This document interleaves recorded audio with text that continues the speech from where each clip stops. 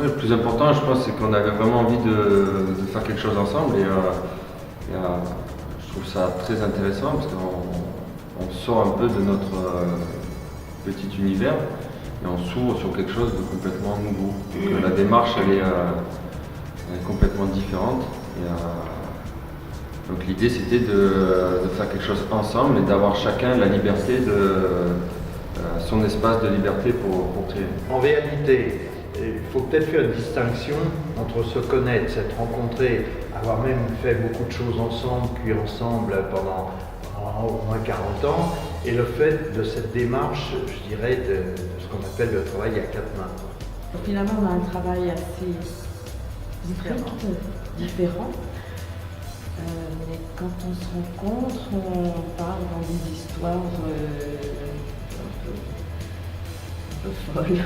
C'est très enrichissant en fait, c'est une bouffée d'oxygène, ça motive, ça nous change les idées un petit peu. On est toujours dans son travail, concentré sur soi. Et là, ça fait du bien de partager ça avec les autres. Chacun fait une pièce, il la donne à l'autre, il doit l'émailler et la terminer. Donc il faut s'adapter au travail c'est pas facile, c'est pas évident. Mais c'est bien, mais il faut qu'on reconnaisse le travail de chacun. C'est vrai que c'est pas la manière d'émailler de Jackie ou de décorer de Jackie. Donc, par contre, la structure, elle est de lui. Donc, quelqu'un qui connaît son travail va immédiatement dire ah, tiens, là, c'est Jackie. Alors, ça fausse un peu les repères pour les gens de l'extérieur. Moi, je trouve très bien. Parce que finalement, on connaît tous un petit peu le côté végétariat dans le monde de l'art. C'est un côté aussi énervant, c'est-à-dire maintenant, quand on voit une pièce à 100 mètres, il faut dire c'est un tel. Donc, une reconnaissance immédiate. Là, dans la mesure où tout le jeu est faussé, on ne reconnaît pas fatalement le travail des uns et des autres au premier regard. Et ça, moi, je trouve ça très amusant.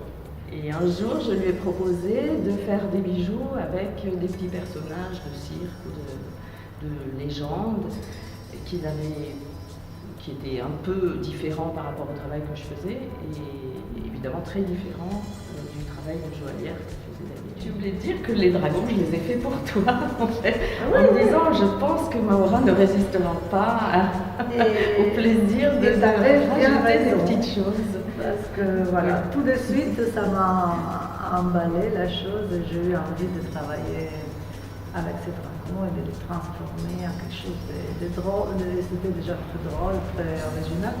De les transformer en quelque chose de plus précieux.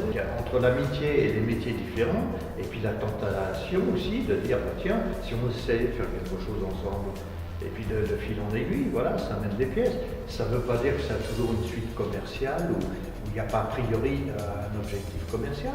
C'est simplement un objectif de collaboration et de découverte aussi du métier de l'autre. Ça fait partie de notre travail en fait. Une idée en amène une autre et surtout, ça serait bien pour mon âge. Donc moi j'ai d'autres idées. Donc c'est Véronique qui lance l'idée, parce que c'est elle qui crée quelque chose. Et moi je continue, mais c'est elle qui démarre là. Jusqu'à présent, tout à fait. C'est quand même d'avoir vu ce que tu fais. Ah d'accord. Les bagues en forme d'œil. Moi, je sais qu'en tant que céramiste, pourtant dans le même métier que Jackie, j'ai appris beaucoup à son contact. Lui, il fait des très grosses pièces, très lourdes. C'est spécialisé dans des émaux à haute température. Moi, je travaille complètement autrement en céramique.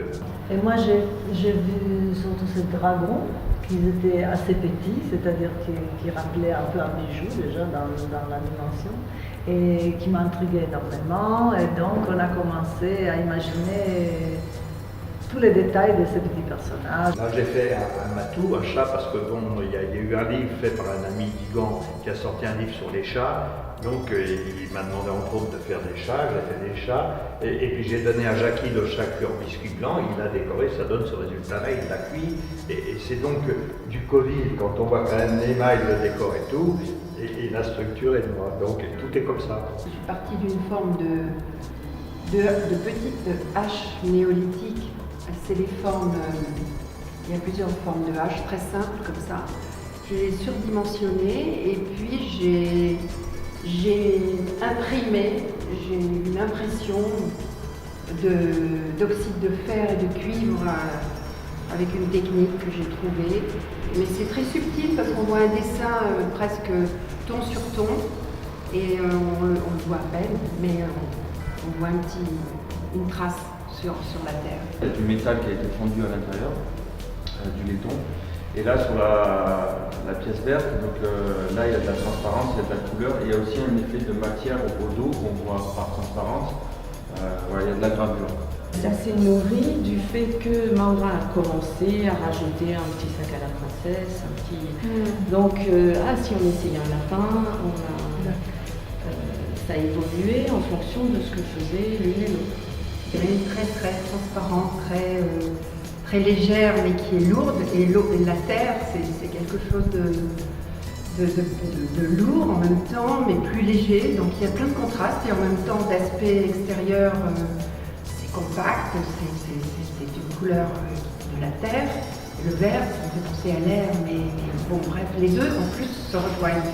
Moi, j'avais eu une expérience comme ça à Malte et on a essayé une grande peinture murale de 10 mètres de long à peu près, à 6 ou 8 artistes, je ne sais plus combien on était, où chacun pouvait aussi intervenir sur le travail de l'autre.